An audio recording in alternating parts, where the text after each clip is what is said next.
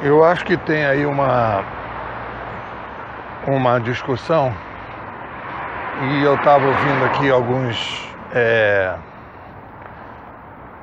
vídeos em que as pessoas fazem análise do momento atual, e aí a discussão sobre esquerda e direita, sobre o novo milênio, o século e tudo. E aí eu acho que existe um debate que eu acho que é fundamental sobre o que a gente vai chamar de motor da história, né? Então, o motor da história seria o seguinte: sempre se procurou analisar quais são os fatores principais que poderiam explicar as mudanças históricas, o que são, e aí no fundo são as forças para você poder fazer análise de cenário. Quais são as forças que modificam a história? Então, por exemplo, a mais conhecida desse tipo é a tese do Marx, quando ele diz que o motor da história é a luta de classe. Ou seja, o embate entre os que detêm os meios de produção e os que não detêm. Então isso gera uma tensão na sociedade e que a história se modifica a partir disso. Então ele radicaliza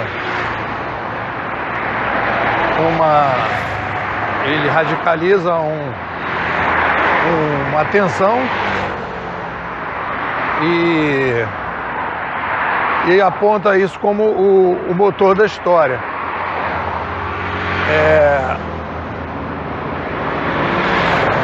E você vai ver que isso não explica absolutamente determinadas mudanças. O fim da Idade Média, por exemplo, ou o surgimento, essas mudanças que a gente está passando agora no novo milênio, que estão mudando radicalmente a sociedade, a maneira que os jovens lidam com as novas tecnologias, surgimento de novas maneiras de resolver problemas, não tem nada a ver com luta de classe. Então os fatos precisam sempre ser no jogo lógico de ping-pong que a gente joga com a vida. A gente tem que ver se os fatos batem com o que a gente está falando. Se existem fatos que a gente não consegue explicar, é porque alguma coisa está equivocada nas nossas hipóteses. E aí que eu acho que é interessante é que quando eu descobri a Escola Canadense de Comunicação através do Pierre Levy, que ele apresenta as eras civilizacionais, ele dá um corte na história a partir das eras civilizacionais, e ele no fundo vai questionar uma visão dos historiadores que na verdade não define de maneira clara esses motores da história. Tem gente inclusive que questiona se existem motores ou não existem motores. Aí a discussão não é se existe ou não existe, mas é se esse tipo de visão ajuda a gente a enxergar melhor, se preparar melhor, prever melhor. E esse é o objetivo. Se a gente está vivendo hoje mudanças muito profundas na sociedade, é porque existem algumas forças que estavam sendo mal avaliadas. Essa foi a minha visão desde que comecei a analisar, que você vendo, e pela falta de motor, as pessoas começam a tentar entender a sociedade, aí chama de sociedade da informação, sociedade de conhecimento, sociedade em rede. E aí você vê que não tem sentido você dizer que a gente agora está vivendo a sociedade do conhecimento como se a gente não tivesse necessária, como se o conhecimento não tivesse sido necessário em outras épocas. Então há uma falta de reflexão sobre esse motor criam esse problema. Então, olha só, a gente não pode. E aí, quando eu descobri o Pierre Levy ele faz uma separação na história de eras civilizacionais que se iniciam com a chegada de novas mídias. E ele vem de uma tradição de estudos de rupturas de mídia que, de certa forma, ficaram restritas ao Canadá. Eu não conheço muitos autores, e aí não estou dizendo que eu sou especialista nisso, no sentido de conhecer autores periféricos em outros países, mas existe o pessoal do Canadá que nem no Canadá faz muito sucesso, que é o pessoal que não tem muito marketing em torno do que eles estão chamando aí da linha deles, né, de pesquisa e de estudo. Opa, bom dia. Então, quando o Pierre Levy divide, e é interessante que ele vai marcar a chegada da prensa como uma coisa importante, não no livro Cybercultura, mas depois, até numa palestra que eu vi dele aqui no Rio,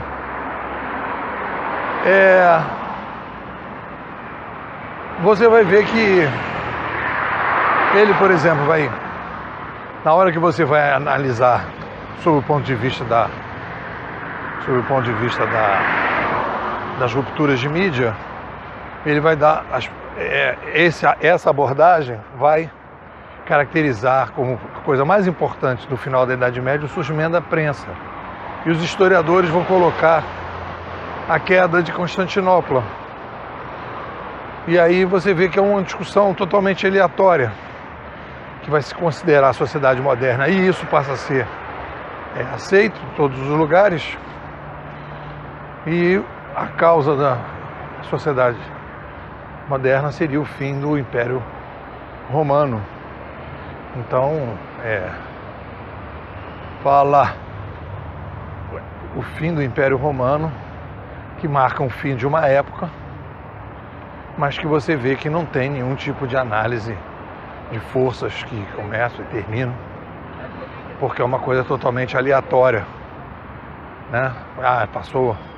Então o Brasil, depois que morreu Getúlio, então tudo bem, isso aí é uma coisa da micro-história, né? São fatos micro-históricos, mas se a gente for analisar a macro-história, isso aí não faz o menor sentido. E aí a gente então entra nesse debate, né? O debate micro-histórico, meso-histórico e macro-histórico. Então a gente está falando aqui de processos macro-históricos. Bom, então, a partir dessa visão macro-histórica que o Pierre Levy traz, a gente começa a observar que existe então a possibilidade de analisar o surgimento de uma nova maneira de pensar motores da história. E aí, às vezes, você vê pessoas querendo trazer essas coisas e aí fazer uma comparação de motores da história, essa coisa do marxista, por exemplo, e aí as pessoas com certo receio e com razão ficam assim meio assim, não, peraí, vocês estão querendo criar determinadas coisas, não existe nada, então você sai do existe alguma coisa para não existe nada, e qualquer coisa que vai se dizer que é fator de força ou de mudança da história, você vai dizer que é uma coisa que não existe. Mas, objetivamente, e a gente está vivendo isso agora, o desenvolvimento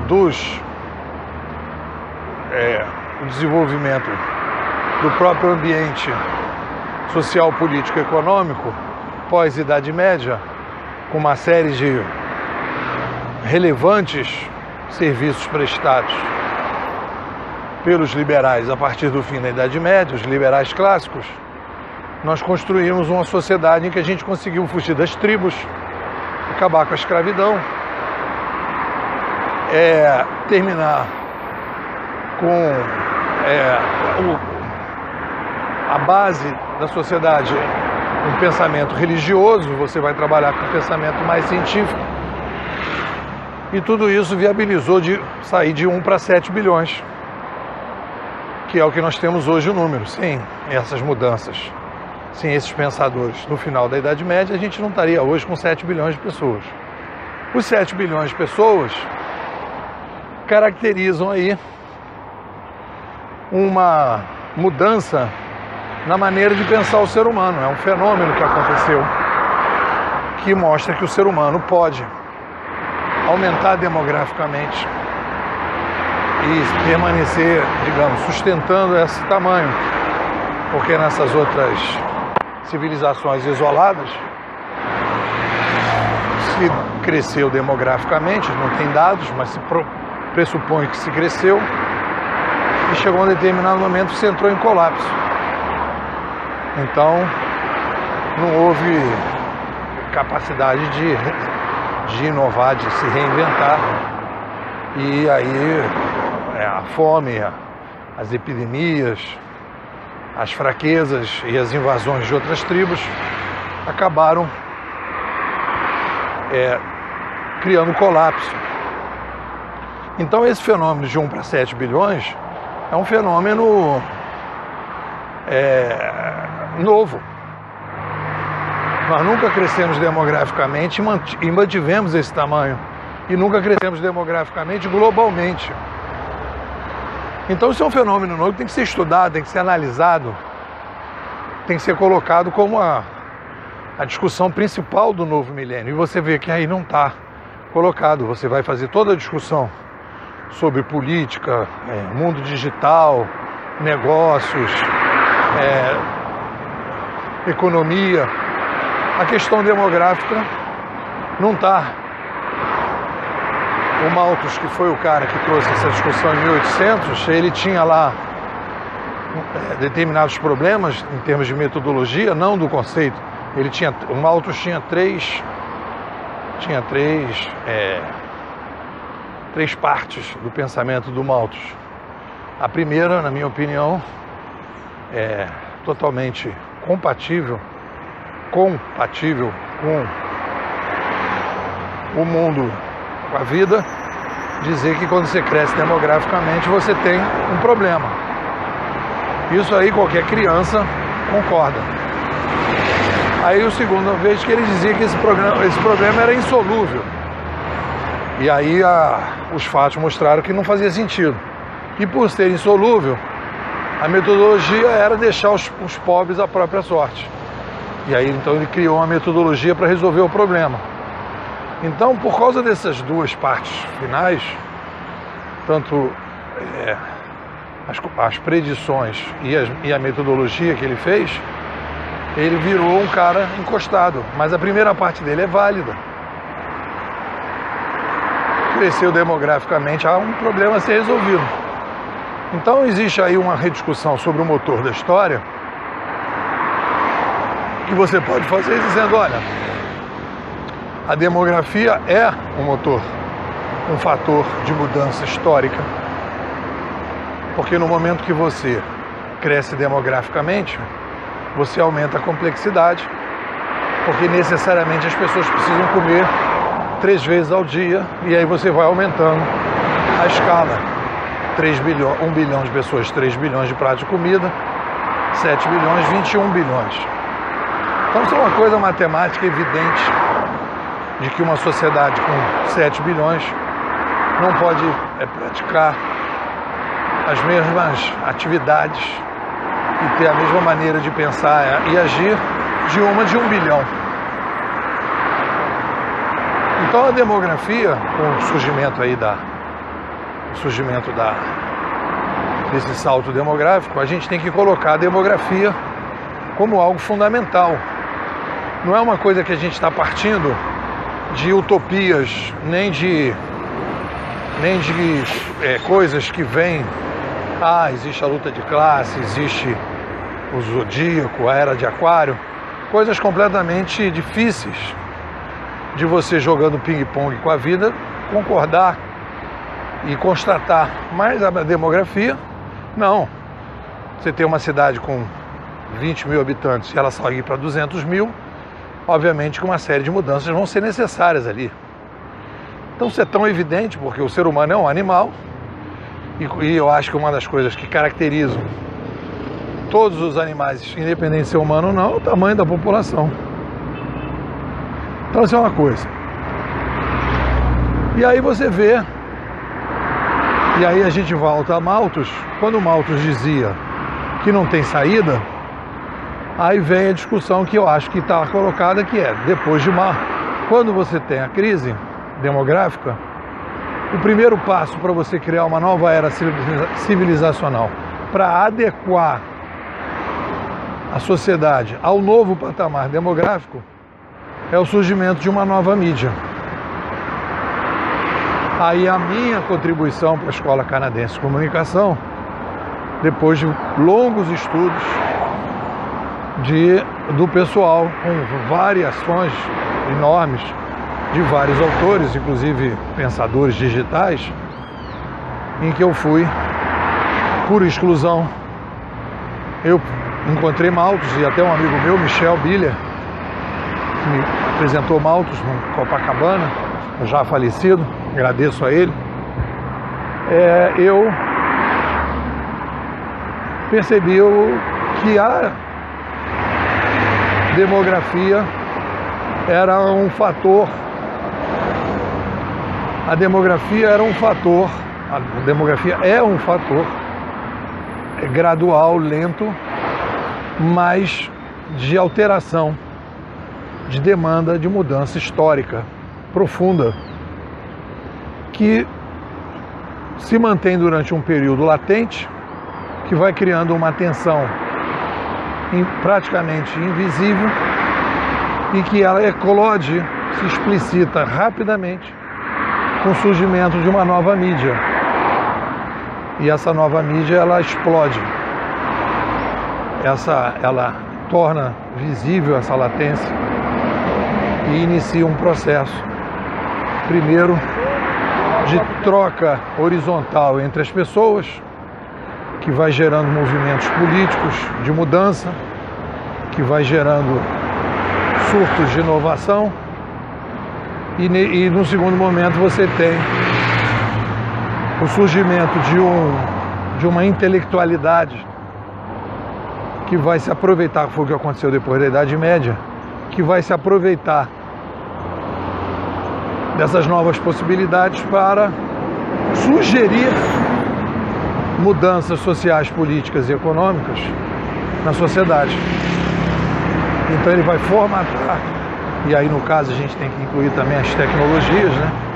Os novos modelos, os empreendedores, as lideranças empreendedoras que vão sugerir e vão propor e vão criar novas possibilidades. E a partir daí a gente entra num novo ciclo civilizacional. E aí a gente pode dizer que a demografia e as mídias são os fatores principais de macro mudanças históricas. Explicam mudanças macro históricas. Não quer dizer que expliquem todas as mudanças, porque existem mudanças micro históricas ou meso históricas que têm outros fatores de alteração. Mas a gente pode tranquilamente cortar a macro-história humana com o surgimento das mídias, o que fica muito mais fácil de compreensão no passado e esse novo milênio, quando você identifica em 1450 as mudanças que acontecem, que a gente vai criar a tal sociedade moderna, que na verdade é a sociedade, é a massificação da escrita, que surge bem antes, mas só se massifica a partir de 1450 no mundo ocidental. E a partir daí você começa todo o movimento que permitiu a gente sair de 1 para 7 bilhões de pessoas. E aí a gente então começa a ter esses motores. Então o motor que existe, o motor é uma duplinha, que é a demografia, por um lado, de maneira invisível, criando latências as demandas, e você vem com as mídias iniciando um processo de resolução das ofertas. E aí a gente então tem um novo momento, uma nova forma de ver o mundo. E essa nova forma de ver o mundo, ela é bem mais próxima, na minha avaliação, é bem mais próxima da vida, e as outras estão tão distantes dessa visão, que você começa a enxergar as coisas de maneira muito mais evidente e projetar as coisas de maneira mais fácil. Então ela é tão nova, e aí que é interessante, ela é nova e ela é alternativa. Ela não é hegemônica, ela não está no...